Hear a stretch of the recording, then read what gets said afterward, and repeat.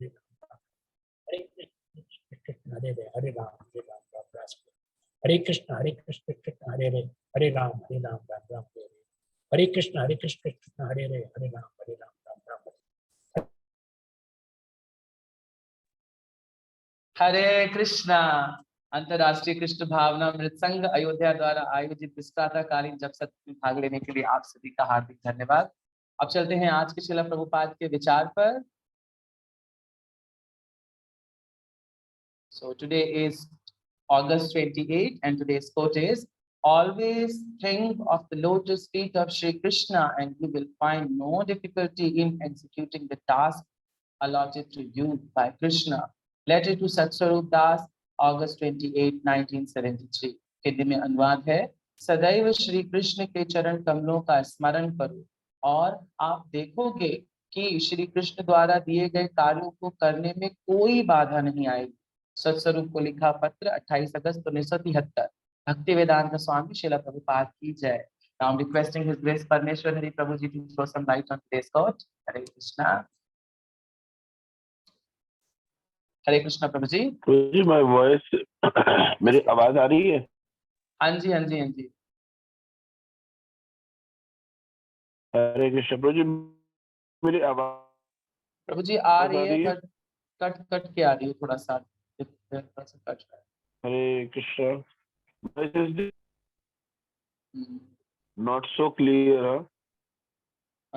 थोड़ा थोड़ा सा कट रहा है, अभी तो सही आ रहा है। इट इज ब्रेकिंग, आ रहा है आवाज बट कट कट के आ रहा है।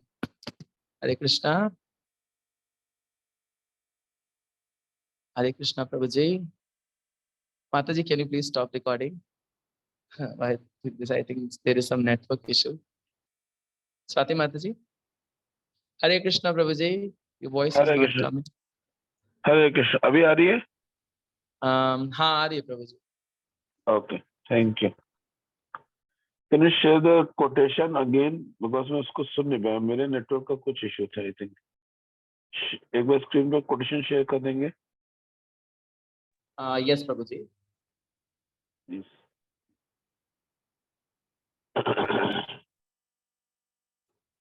हरे कृष्ण। सो आज का प्रभुपाद कोट है, सदैव कृष्ण के चरण कमलों का स्मरण करो और आप देखोगे कि कृष्ण द्वारा दिए गए कार्यों को करने में कोई बाधा नहीं आएगी। सत्स्वरूप को पत्र दिया है श्री प्रभुपाद ने 1973। सो बस हटा दीजिए। Okay, thank you.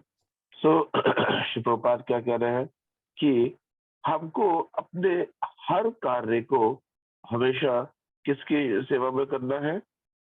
भगवान श्री कृष्ण के चरणों। क्यों करना है? क्योंकि भगवान का क्या नाम है? भगवान है भोक्ता राम यज्ञ तपसा। पूरी सृष्टि के जो भी भोक्ता है वो कौन है? भगवान है। तो जो भी कोई कार्य होता है, यदि हम कोई कार्य अपने लिए कर रहे हैं तो भोक्ता कौन हो गए? हम हो गए। किंतु पूरे ब्रह्मांड की सृष्टि के भोक्ता कौन है? भगवान है। क्योंकि सृष्टि के भोक्ता भगवान है, सारे कार्य हमें किसके लिए करने चाहिए? भगवान के लिए करने चाहिए। श्री प्रभुपाद क्या बोल रहे हैं? कह रहे कि यदि हम कार्य को भगवान के लिए करते हैं तो बड़े से बड़ा कार्य में कभी भी कोई बाधा नहीं आती है। और यदि कोई कार्य हम स्वयं के लिए करते हैं तो छोटे से छोटी चीजें भी फंस जाती है। क्यों फंस जाती है? इसके पीछे बहुत सिंपल सा लॉजिक है। जिसका कार्य है, देखिए जब सारा कार्य भगवान का है तो क्या होगा? हम किसी भी कार्य को करेंगे, उसको करने के पीछे शक्ति कौन देता है? भगवान देते हैं। ब्रह्मांड की किसी भी क्रिया को करने के लिए, इस पूरे ब्रह्मांड की किसी भी क्रिया को करने के लिए शक्ति प्रदान करने वाले कौन है? भगवान है। जीव अपनी शक्ति से कोई कार्य नहीं कर सकता। जीव पूर्ण रूप से भगवान पे निर्भर है। जीव के पास अपना स्वयं का कोई शक्ति नहीं होती। क्यों? क्योंकि जीव के पास जो शक्ति चेतना है, उस चेतना का सोर्स परमात्मा होते हैं। हमारी जो आत्मा है उसका जो एनर्जी सोर्स है वो परमात्मा है। इसलिए तो हर आत्मा के साथ में परमात्मा की नीड होती है ना। आत्मा अकेला कुछ नहीं कर सकता है, आत्मा के साथ में परमात्मा की आवश्यकता है हमेशा, क्योंकि आत्मा के साथ परमात्मा की आवश्यकता है। इसीलिए क्योंकि आत्मा को जो एनर्जी सोर्स चाहिए वो कौन दे रहा है? परमात्मा दे रहे हैं, भगवान दे रहे हैं। तो जब हर क्रिया का सोर्स भगवान है, तो जब हम कार्य भगवान के लिए करेंगे तो क्या होगा? हमारा सोर्स एनर्जी कार्य करेगी। यदि कोई कार्य ने भगवान के लिए नहीं किया, स्वयं के लिए किए, तो क्या हो गया? कारण कौन बन गए? हम बन गए। तो भगवान कहते हैं मेरी चीज है, मैं ही लूंगा, तो देखो क्यों दो, सारी सृष्टि मेरी है। भगवान समझते ईशावास्यम सर्वम यत् किंचित जगताम जगत, सारा का सारा ब्रह्मांड क्रिएशन मेरा किया हुआ है। तुम्हारे कोटे का जो है वो तुम अपने पास रखो, उसका उपयोग करो।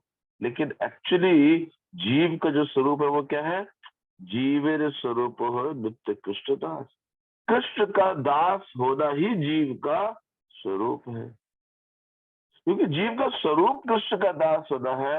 और जीव अगर उसके अलावा किसी और स्वरूप को स्वीकार करेगा तो वो उसकी नेचुरल कंडीशन नहीं रह जाती है। जब कंडीशन नेचुरल नहीं होती है, अननेचुरल कंडीशन होती है, तो उसमें क्या होगा? नेचर अगेंस्ट होता है। अभी आप 14वें चैप्टर में और 16वें चैप्टर में पढ़ेंगे कि किसी भी कार्य को करने के पीछे के 3 कारण है ना? किसी भी कार्य को जब करते हैं तो उसके पीछे 3 कारण होते हैं, है ना? कौन कौन कारण होता है? प्रकृति, ईश्वर और जीव। इन तीनों के कॉम्बिनेशन से ही कार्य होता है। भगवान क्या बोल रहे हैं भगवद गीता में? मया दक्षिण प्रकृति सूयते सचराचर। प्रकृति किसके नियंत्रण में है? मेरे नियंत्रण में है। भगवद गीता में क्या बोल रहे हैं? हर जीव किसके नियंत्रण में है? मेरे नियंत्रण में है। फिर भगवान क्या बोल रहे हैं? मैं क्या हूं? पूर्ण रूप से स्वतंत्र। कार्य के करने के पीछे 3 कारण है, प्रकृति, भगवान और जीव। जीव भी भगवान के अंडर में है, प्रकृति भी भगवान के अंडर में है, भगवान पूर्ण से स्वतंत्र है। तो किसी भी क्रिया के पीछे का जब कारण ही भगवान है, तो यदि हम कोई भी कार्य भगवान के लिए करेंगे तो क्या होगा? वो आराम से हो जाएगा। लेकिन यदि किसी कार्य को भगवान के अलावा किसी और के लिए करेंगे तो क्या होंगे? हम चोर कहलाएंगे। तो चोरी करने में बहुत छुपना पड़ता है, हमको खुल के नहीं कर पाते, फ्री होकर रिलैक्स होकर नहीं कर सकते, छुप छुप के काम करना पड़ेगा हम। और छुपेंगे किससे? भगवान से, जो हम छुप नहीं सकते कभी। भगवान से कोई छुप सकते हैं क्या? कभी कभी नहीं छुप सकते। क्यों? क्योंकि भगवान हर जीव के साथ है। तो इसीलिए भगवान से छुपना संभव नहीं है। इसीलिए जो कार्य हम भगवान के लिए नहीं करते हैं वो कार्य हमारे क्या है? पापपूर्ण कार्य है। वो हमको लग रहा है कि हमें सफलता प्रदान कर रहे हैं, लेकिन वो हमारे कभी पूर्ण नहीं होते हैं। क्यों? क्योंकि वह हमें जन्म मृत्यु जन्म व्याधि के चक्र में फंसा देते हैं। उसी जगह पे जब भगवान के लिए हम किसी कार्य को करते हैं तो बहुत आसानी से हो जाता है। जैसे हनुमान जी, हनुमान जी लंका पार कर सकते थे, लेकिन उनको वो शक्ति नहीं आ रही थी, वो कैसे लंका को पार करे। लेकिन जब उनका फोकस डिटर्मिनेशन हो कि नहीं, उसको भगवान राम के लिए इस कार्य को करना है, भगवान के लिए करना है, तो क्या हुआ? वो लंका पार, समुद्र पार करके लंका जाने, लंका जाने को समुद्र पार करनी है। इसी प्रकार से जब लक्ष्मण जी को मेघनाथ ने मूर्छित कर दिया तो उनके लिए संजीवनी बूटी लानी है। भगवान जी बहुत, हनुमान जी बहुत शक्तिशाली है। ये सब जीवनी बूटी का पहाड़ उठाने की शक्ति उनके अंदर नहीं थी, किंतु वह संजीवनी बूटी किसके लिए चाहिए थी? भगवान की सेवा के लिए चाहिए थी। तो कृष्ण ने सारी की सारी शक्ति, भगवान राम ने अपनी सारी संपूर्ण शक्ति हनुमान को दी हुई। हनुमान जी का ऐसे है जैसे हम लोग प्लेट उठाते, अपने खाने की प्लेट उठाते हैं, ऐसे ऐसे उठा लेते हैं, बस ऐसे ऐसे उठा उठा के लेकर चले आगे, कोई प्रॉब्लम नहीं। क्यों? क्योंकि भगवान ने पूर्ण शक्ति दी थी।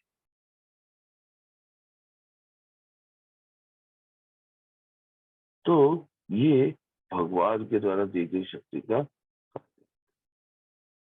जब कोई कार्य के लिए भगवान शक्ति नहीं देते हैं तो वह कार्य कभी भी पूर्ण नहीं होता है। क्यों? क्योंकि क्रिया को करने के लिए 3 कारण चाहिए। तो भगवान की संशयिक अथॉरिटी कंपल्सरी है हर चीज की, है ना? तो हम भक्तों के जीवन से हम देख सकते हैं कि किस प्रकार से भक्त लोग बड़े से बड़ा कार्य ऐसे चुटकियों में कर देते हैं। जैसे श्रील प्रभुपाद ने जो कार्य किया वो साधारण जीव नहीं कर सकते। 70 साल की एज में अमेरिका जाकर के 10 साल में पूरे विश्व में 108 हरे कृष्ण मंदिर बनाए। और तो और 10 साल में, मात्र 10 साल में श्री प्रभुपाद ने 70 से ज्यादा पुस्तकों को लिखा।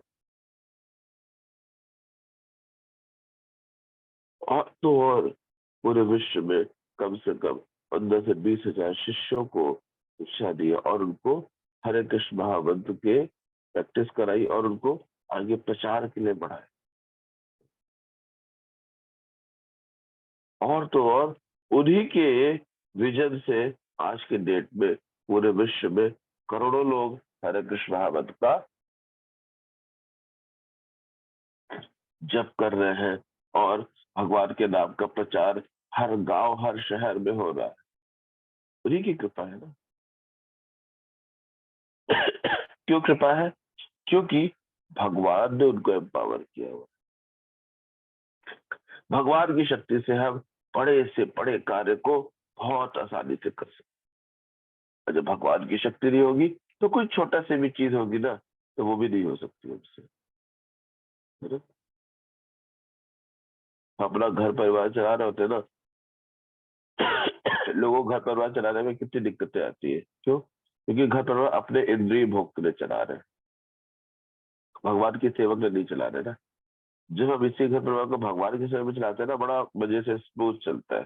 तो अपने घर परिवार को चलाने में भगवान, अगर भगवान को केंद्र बिंदु नहीं रखते ना तो हमेशा घर में कलह लगी रहती है, लड़ाई झगड़ा लगा रहता है। क्यों? क्योंकि कृष्ण केंद्र बिंदु नहीं है उस घर पे।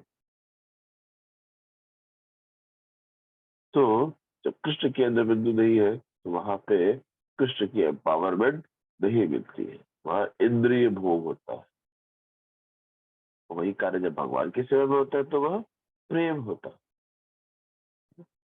कृष्ण का एम्पावरमेंट यही हमें बड़े से बड़े कार्य को एक बहुत आसानी से करवा देता है। लेकिन जब कृष्ण का एम्पावरमेंट हमारे पास नहीं है, यानी कि केंद्र बिंदु कृष्ण के अलावा कुछ और है, तो हमारा जीवन क्या हो जाता है? व्यर्थ हो जाता है। ठीक है, thank you very much. Srila Prabhupada की जय। Thank you so much, Prabhuji. Now it's time for shloka recitation. So today we are from Bhagavad Gita and आज का श्लोका रिसाइट करने के लिए हमारे साथ हैं अर्चना शुक्ला माता जी। हरे कृष्ण माता जी, अनम्यूट करिए। हरे कृष्णा प्रभु जी। यस माता जी, मैं स्क्रीन शेयर कर रहा हूँ।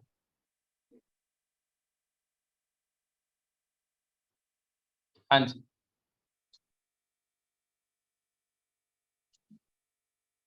यथा सर्व श्रीमद् भगवद गीता यथारूप की जय। 13वां अध्याय है, 33वां श्लोक है। यथा सर्वगतम सौक्ष्म्याताकाशं न उपलभ्यते सर्वत्र अवस्थिता देहे तथात्मा न उपलभ्यते यथा सर्वगतं सौक्ष्म्यात् आकाशं न उपलभ्यते सर्वत्र अवस्थिता देहे तथा आत्मा न उपलभ्यते यथा सर्वगतं सौमक्षात् आकाशं न उपलभ्यते सर्वत्र अवस्थिता देहे तथा आत्मा न उपलभ्यते। अर्थ है, यद्यपि आकाश सर्वव्यापी है किंतु अपनी सूक्ष्म प्रकृति के कारण किसी वस्तु से लिप्त नहीं होता है। इसी तरह ब्रह्म दृष्टि में स्थित आत्मा शरीर में स्थित रहते हुए भी शरीर से लिप्त नहीं होता है। हरे Krishna. Thank you so Shrimad much, Bhagavad Maharaj. Gita यथारूप की जय। श्री शील प्रभुपाद की जय। Hare Krishna. हरे कृष्ण श्री प्रभुपाद की जय, भगवद गीता यथारूप की जय। सो आज का जो श्लोक है, यद्यपि आकाश सर्वव्यापी है किंतु अपने सूक्ष्म प्रकृति के कारण किसी वस्तु में लिप्त नहीं होता है। इसी प्रकार बाह्य दृष्टि से स्थित आत्मा शरीर में स्थित रहते हुए भी शरीर से लिप्त नहीं होती है। यहाँ श्रील प्रभुपाद एग्जाम्पल दे रहे हैं, किसका दे रहे हैं? आकाश का और वायु का एग्जाम्पल दे रहे हैं। आज वायु के एग्जाम्पल समझाते हैं। जैसे पूरी प्रकृति में हर जगह वायु उपलब्ध है, पानी के अंदर वायु उपलब्ध है, कीचड़ है, जल है और बल है, खाना है, पीना है, शरीर है, हर जगह वायु उपलब्ध है। पानी के अंदर आप जाते हो तो हर पानी में आपको एयर होती है, लेकिन क्या आप देखते हो कि कहीं पानी में एयर बबल, एयर बनी हुई हो, अलग से एयर चल रही हो? नहीं, एयर हर जगह है, पूरे ब्रह्मांड में वायु है, लेकिन वह वायु पूरे ब्रह्मांड में होते हुए भी वह ब्रह्मांड से के अंदर बिल्कुल इन्वॉल्व है, उसके बाद भी वह उससे भिन्न है। क्योंकि वायु जब कहीं पे है और वायु कहीं पे नहीं है, दोनों जगह पे आप देखोगे तो क्या है, सेम कंडीशन होती है। तो वायु जो होती है, वायु हर जगह रहती है, लेकिन रहते हुए भी कभी उसमें इन्वॉल्व नहीं होते। जैसे कल मैंने आप लोग को एक सूर्य का एग्जाम्पल दिया था ना, कि सूर्य कीचड़ को सुखा देता है, गंदगी को, मल को, सबको सुखा देता है, लेकिन वो सूर्य सबको सुखाने के बावजूद सूर्य कभी किसी चीज में लिप्त नहीं होता। अपनी शक्ति सब कुछ सुखाता है, सब कुछ जो है सही कर देता है, सबको जीवन प्रदान करता है, लेकिन उसमें लिप्त नहीं होता है। सेम चीज जो है वायु की भी है। वायु भी पूरे ब्रह्मांड में अवेलेबल है, हर जगह कोने कोने में वायु होगी होगी, ठीक है, लेकिन वायु के होते हुए भी वायु सब जगह विद्यमान है, उसके बावजूद वह उसमें लिप्त नहीं है। यहाँ पे भगवान ये बात पिछले श्लोक में सेम बात बोल रहे हैं, यहाँ भी यही चीज बता रहे हैं। क्यों बता रहे हैं? इसलिए बता रहे हैं क्योंकि भगवान का कहना है कि जीव इस शरीर के लिए बना नहीं है। जीव डेफिनेटली इस शरीर में है, लेकिन वह इस शरीर के लिए बना नहीं है। He is not made for this body. वो है इस शरीर में, ये बात सही है, लेकिन वह शरीर के लिए बना नहीं है। क्योंकि वह इस शरीर के लिए बना ही नहीं है, इसलिए भगवान बार बार कह रहा है, इसीलिए जीव इस शरीर के अंदर आत्मा रहते हुए भी वह इससे क्या होती है, परे रहती है, वह इसमें लिप्त नहीं होती है? जैसे कोई कहता है कि जी जब जो आत्मा है वो तो हृदय में रहती है ना, तो हार्ट ट्रांसप्लांट करेंगे तो आत्मा तो हृदय से दूसरे हृदय में चली जाएगी आत्मा? नहीं, आत्मा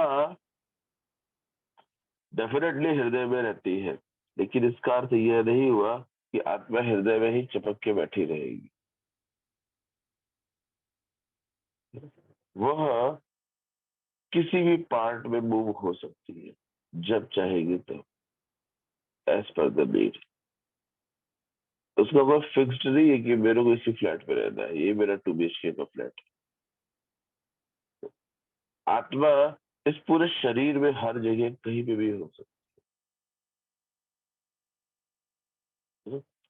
आप देखते होंगे कि कभी कभी क्या होता है, कुछ डिवोटीज, कुछ पर्सन्स का, कुछ लोगों का ना बॉडी का कोई एक पार्ट बहुत स्ट्रांग हो जाता है, एक पार्ट बहुत ज्यादा स्ट्रांग हो जाता है। क्यों ऐसा होता है? क्योंकि पर्सन क्या कर रहा है, अपनी पूरी पूरी कॉन्शियस एनर्जी को क्या करता है, एक तरफ कलेक्ट कर लेता है।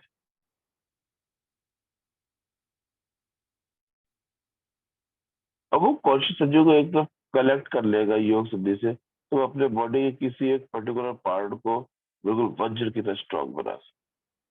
क्योंकि वो एनर्जी में बहुत ज्यादा पावर, अपनी कॉन्शियस एनर्जी में बहुत ज्यादा पावर होती है, ये योग शक्ति होती है। तो भगवान क्या बोल रहे हैं, रूपा जी क्या कह रहे हैं कि जो आत्मा है ना बहुत स्ट्रांग है, लेकिन सब कुछ होते हुए भी यह आत्मा शरीर से लिप्त नहीं होती है।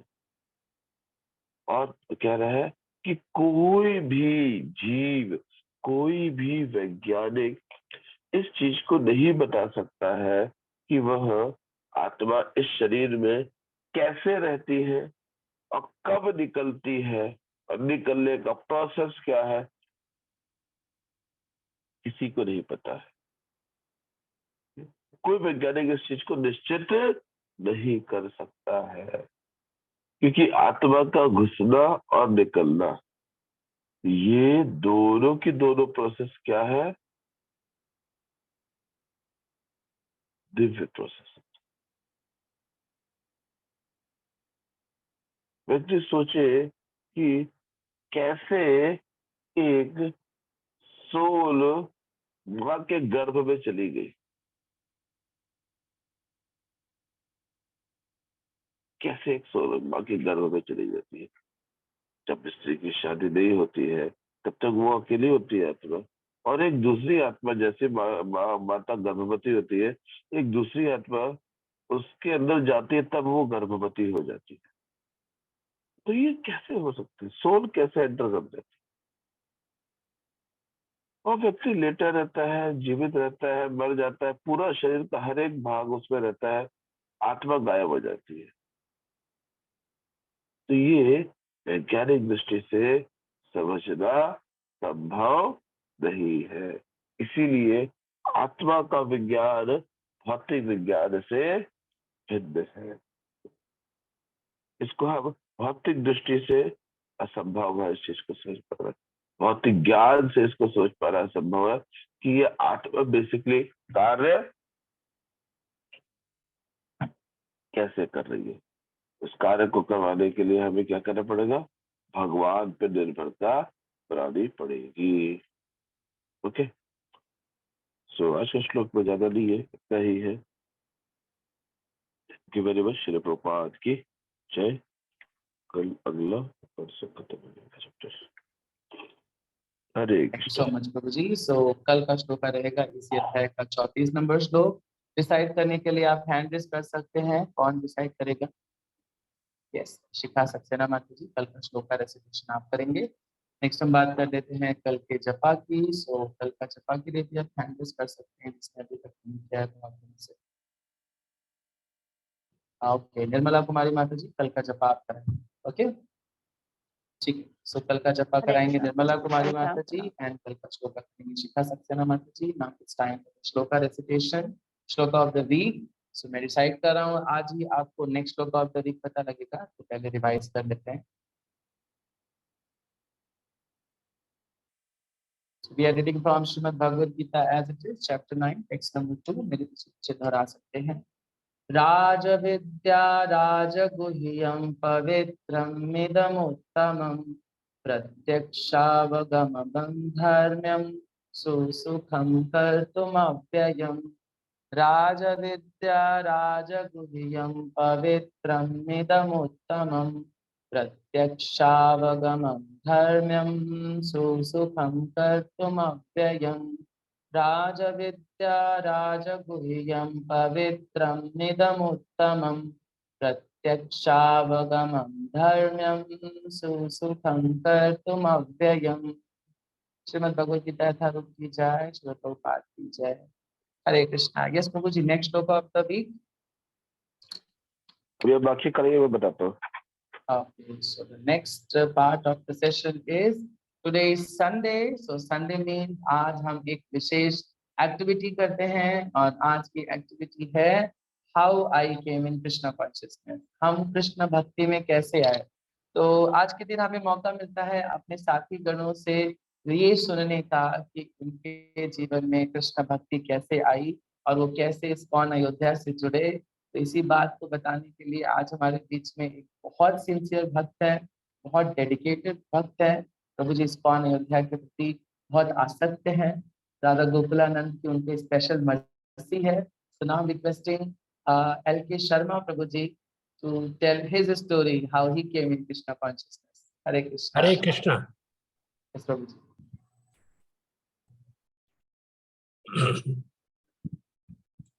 यस प्रभु जी, स्टार्ट करिए।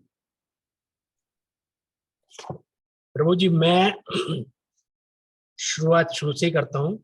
मेरा जन्म एक शुद्ध वैष्णव ब्राह्मण परिवार में 1949 में हुआ था।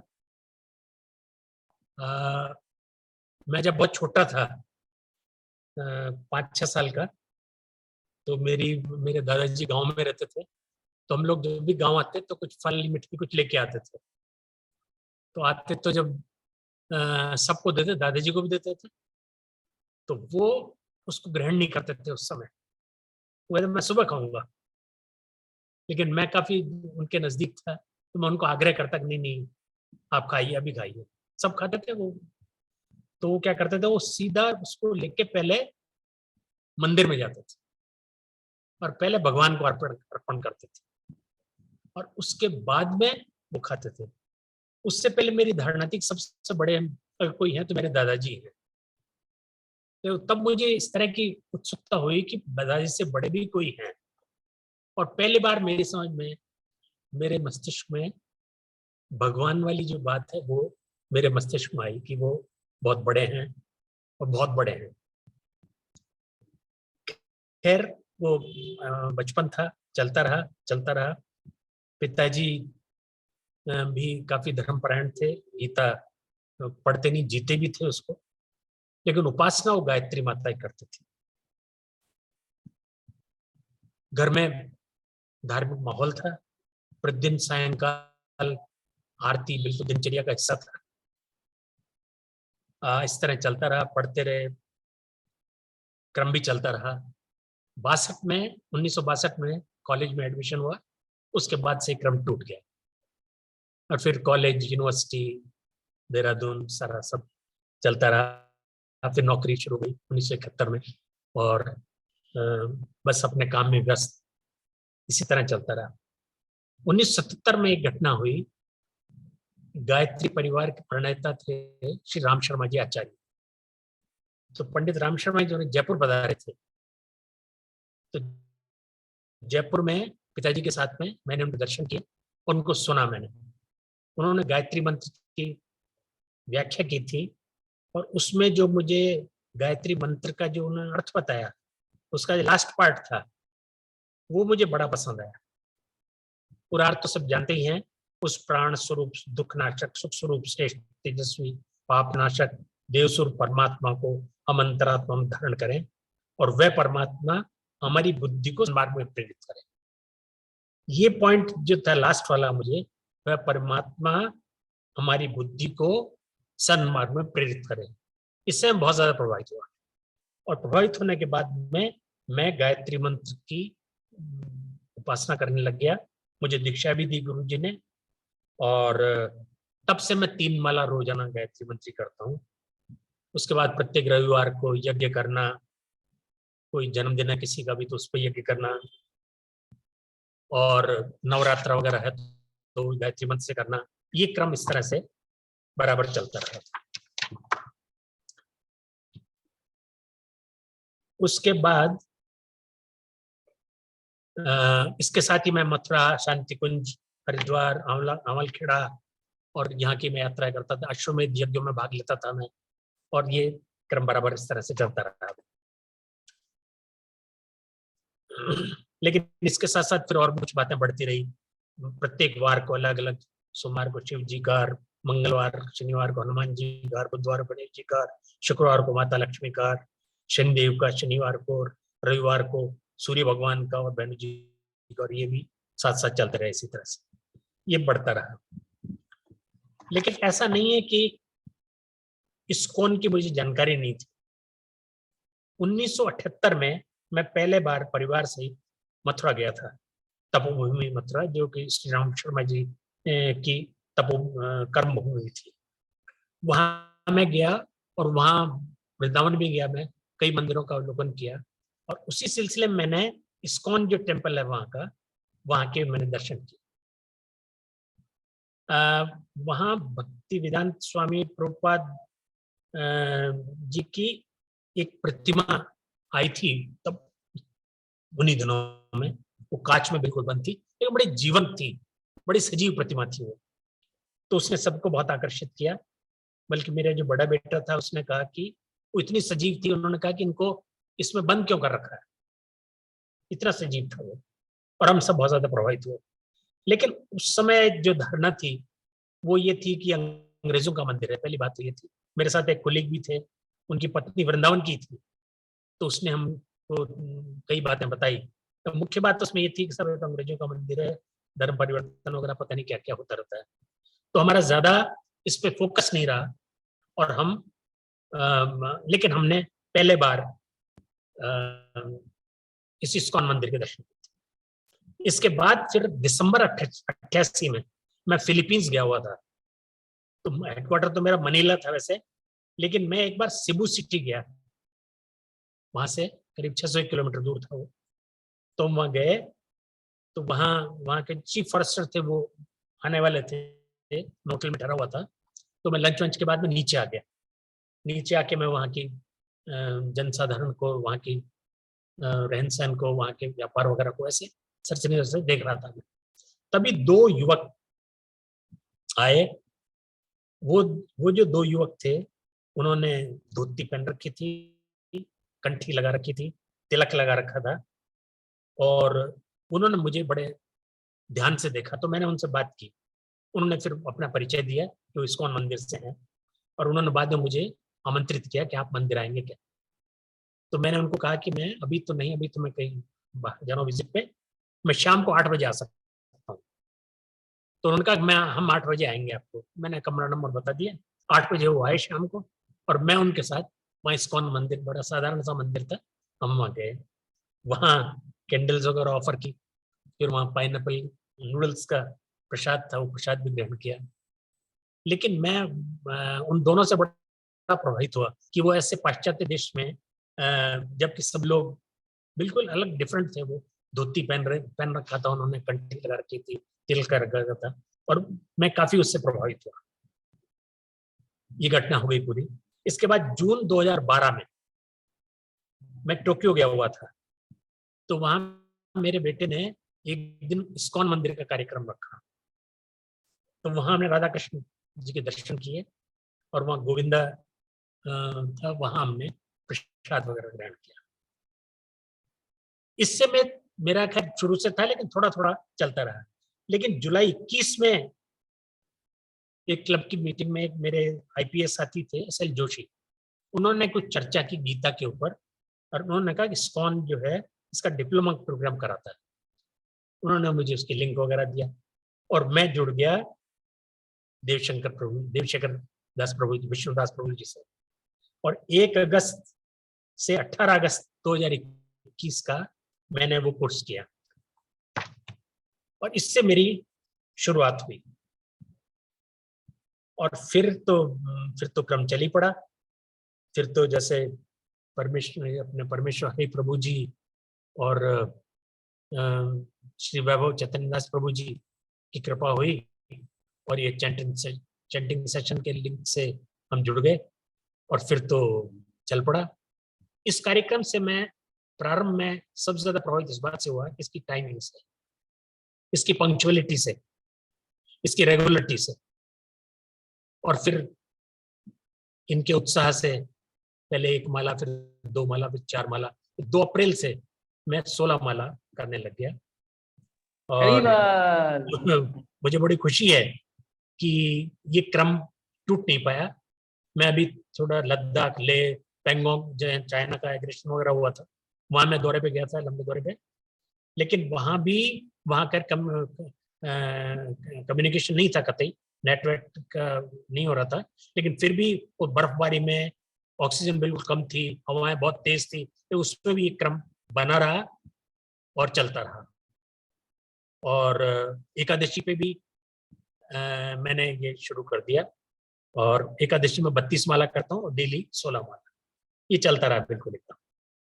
और फिर तो मई 22 में सम्माननीय हिज ग्रेस सद्गुरु गुरुदास प्रभु जी के सानिध्य में अयोध्या की यात्रा भी हुई, और भक्तों से मिलने का सौभाग्य हुआ।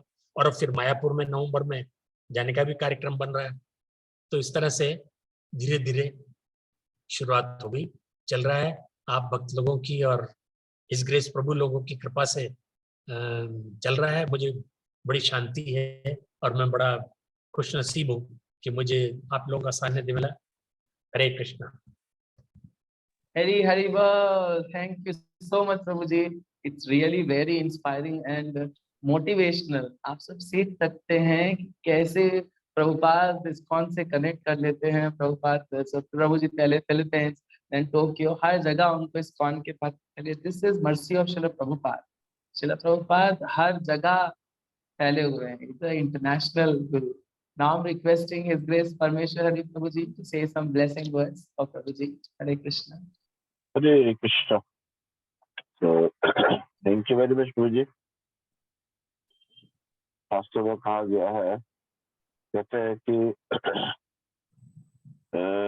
लघु मात्र साधु संग सर्व सिद्ध है।